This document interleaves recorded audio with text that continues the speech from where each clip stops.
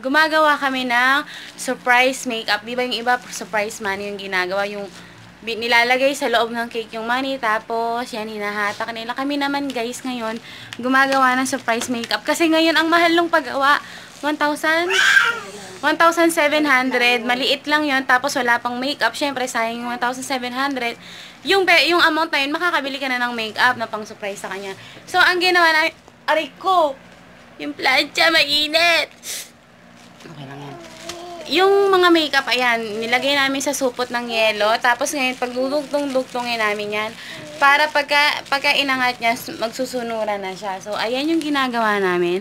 Bumili yung pinsan ko ng mga makeup, pang surprise sa kapatid niya. At ayan, at ayan guys, so mamaya i-update ko kayo para makita nyo kung paano namin gagawin. So, yun guys, natapos na natin yung makeup natin. Ayan. Kumuha kami ng lumang, yung karton ng sapatos, yung box, ayan. Tapos, nilagay ko lang siya sa loob ng ganyan. And, syempre, saan ba yung starting nito? Ayan, syempre guys, ito yung starting niyan. Pag hinilan na niya dito yan, so sa gilid natin, bubutasan. Pag hinilan niya na, sunod-sunod na siya. Ayan, di ba? Di ba? Sunod-sunod na siya. Mama! So, yan guys. Update ko kayo. Gugupitin ko lang tong mga excess na yan. Tapos lalagyan ko ng ribbon na red para hindi naman masagwan tignan. And, babalikan ko kayo mamaya.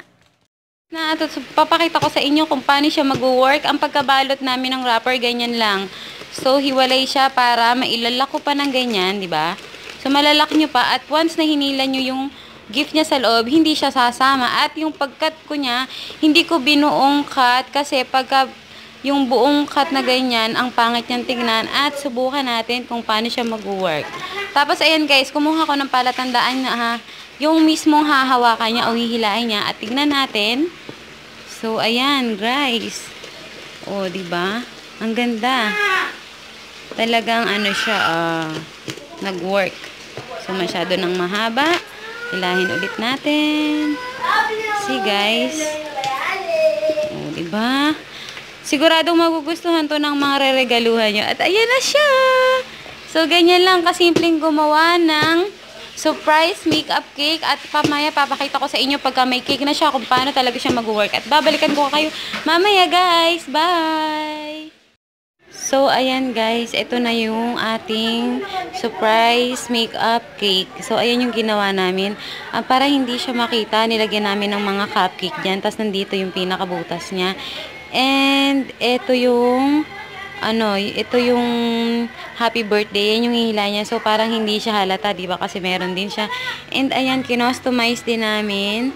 Nagprint ako ng ganyan. And, nilagay ko yung ulo niya. So, ayan yung mga pictures ng birthday celebrant.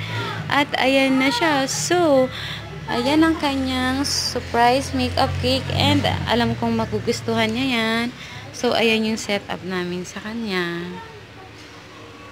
So, yun guys. So, madali lang siyang gawin. At mamaya, i-video ko rin kung ano yung magiging reaction niya.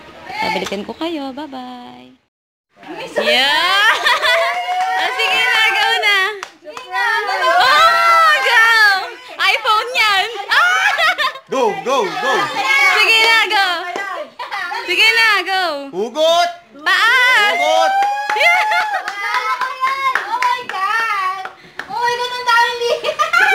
Ayan ang buto mo. Dalawang kamay. May matandang ito eh. Regalo ko yun. Makakatas naman puti. Oh my God, may makeup pa. Puti yun. Ang dami. Love you, te. I love you so much. Oh my God. Oh my God. Kakain niya sa akin. Papa, thank you very much. Yeah!